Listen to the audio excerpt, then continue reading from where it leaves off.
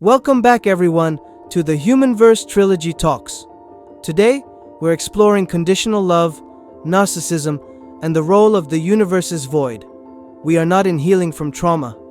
I'm your host, Romy K., and I have with me Jay Solace, entrepreneur and the author behind that remarkable book. Jay, thank you for joining us. Thank you, Romy. It's wonderful to be here diving into these crucial topics and how they intersect with the wisdom offered in the universe's void. We are not. First, let's define conditional love. Why do you believe it's so pervasive? And how does it set up the stage for narcissistic behavior? Conditional love is essentially love with a checklist. You're only worthy if you meet someone's standards, be it achievements, appearance, or personality traits.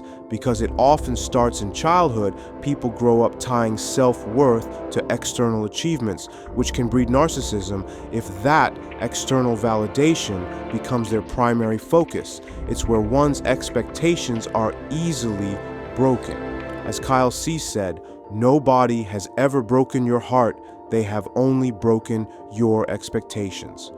To put it simply, during the industrial age, many of us believed that the way we were taught to love and respect was the only path forward.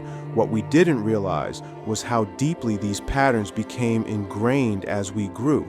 Stress was normalized in the industrial age, and with that normalization came an acceptance of narcissistic tendencies. Passion was rare in such an environment, making true, unconditional love equally scarce, as chronic stress inherently blocks its expression. The HeartMath Institute highlights this stark reality in their research. 60% to 80% of primary care doctor visits are related to stress, yet only 3% of patients receive stress management help. This underscores how deeply stress has permeated our lives, leaving little room for genuine emotional connection. It's a world where people often believe they are brokenhearted, when in reality, it's their expectations that have been shattered. Yet, no one seems to be stepping forward to help people understand the true nature of the world they live in. So it's like you're never truly accepted for who you are, only for what you do. Exactly. It's a transactional form of love, fueling anxiety and codependency. The buyer of love is constantly trying to earn acceptance, and the seller demands more and more, often manifesting as narcissistic manipulation. You highlight avoidant and anxious attachments.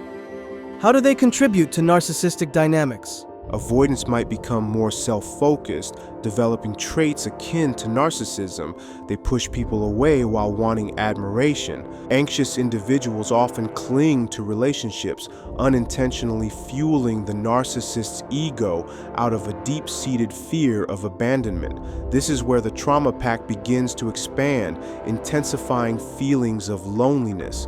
The fear of abandonment reaches its peak, amplifying the cycle of fear and emotional vulnerability. And the universe is void. We are not addresses these root attachment issues?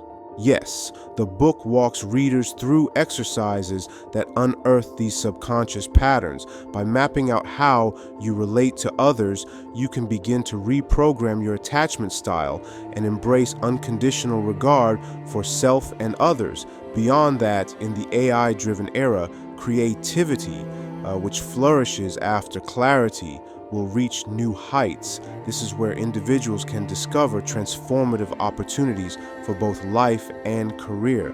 So far, technological leap comes a stark challenge. Repetitive jobs are vanishing. Roles that once provided stability are being replaced by machines capable of performing tasks with unmatched efficiency. For those who cling to the paradigms of the past, this shift can feel like bad news. Yet for those who dare to embrace the possibilities, the AI-driven world offers an extraordinary opportunity. A world where creativity and innovation take center stage. In today's rapidly evolving world, one skill stands out as paramount: self-leadership. This essential ability begins with mastering unconditional love, a process that requires healing one's trauma. The reward for this journey is true self-leadership, the foundation of success in an AI-driven era. Why? Because we no longer live in a world reliant on rigid systems or static ideas.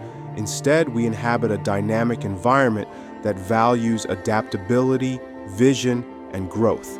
To thrive, we must become self-coaching leaders, capable of navigating uncertainty and chaos with clarity and purpose.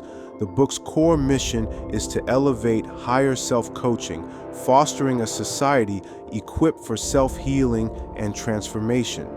Okay, there is something that I need to share with my listeners. When someone is trapped in a cycle of conditional love, it often manifests as anxiety, anger, or even apathy. I came to deeply understand this during our first episode. It was eye-opening to recognize these patterns in those around me. At the same time, it reminded me that everyone's journey is deeply personal. Could you elaborate on how this downward spiral unfolds? You start anxious, afraid to lose approval. If that approval's withheld, you develop anger from unmet needs or manipulative treatment. Over time, you might shut down into apathy because feeling is too painful, and that's dangerous because apathy is like emotional numbness. It halts growth. And this is where your book comes in as a lifeline, correct? Right. The universe is void. We Are Not gives a structured framework for identifying when anxiety morphs into anger or apathy and provides daily journaling prompts to break that cycle. It's about restoring emotional equilibrium and rebuilding trust in yourself. Let's talk solutions. You say awareness, secure attachments, emotional mastery, and trauma healing are key. How does your book specifically help with that final step, trauma healing? The book is laid out to be a transformative guide. Each chapter tackles a core theme, like unresolved sadness, anger loops, or how narcissistic traits emerge from stress. Then it offers reflection questions and daily exercises that retrain your emotional reflexes. So it's not just reading, it's an active process? Exactly. The design, with black pages, white text, compels you to slow down and really absorb the insights. The chapter's prompts encourage you to journal or practice breath work. Combined, they rewire negative beliefs into healthier, secure attachments. Research shows mindfulness reduces narcissistic tendencies. Any additional studies that back up the book's approach? Absolutely. Studies in psychological science reveal mindful self-reflection lowers aggression, fosters empathy, and promotes emotional regulation. Meanwhile, Dr. Kristen Neff's work on self-compassion reduces anxiety and shame, helping break free from external validation. All these align with the exercises in The Universe is Void, We Are Not. So the goal is to defeat conditional love cultures and move toward unconditional acceptance for ourselves and others? Exactly. When you let go of the earn your love mindset, narcissistic manipulation loses its grip. You become a more confident and empathetic individual, capable of building genuinely supportive relationships. The Universe is Void, We Are Not is also a powerful resource for couples. If both partners embrace the insights from this book, they can rediscover joy in their relationship. And this is just the beginning. The book is the first installment of the HumanVerse Trilogy, a 3-part series that will eventually guide readers to the Breathing Academy. Listeners can visit nunkyarts.com to preview the book and explore the Breathing Academy, where the first course is offered for free. Brilliant. Thank you for shedding light on this. The Universe is Void. We Are Not serves as a true roadmap for breaking destructive cycles and healing from past wounds. Listeners, make sure to catch up on all previous episodes to discover the depth this book has to offer. If it resonates with you, please subscribe to our channel. Upcoming episodes with Jay Solace will take these discussions to an even higher level of thought. Think of the podcast as the first step in the HumanVerse Trilogy experience, with the next step being a deep dive into the universe's void. We are not.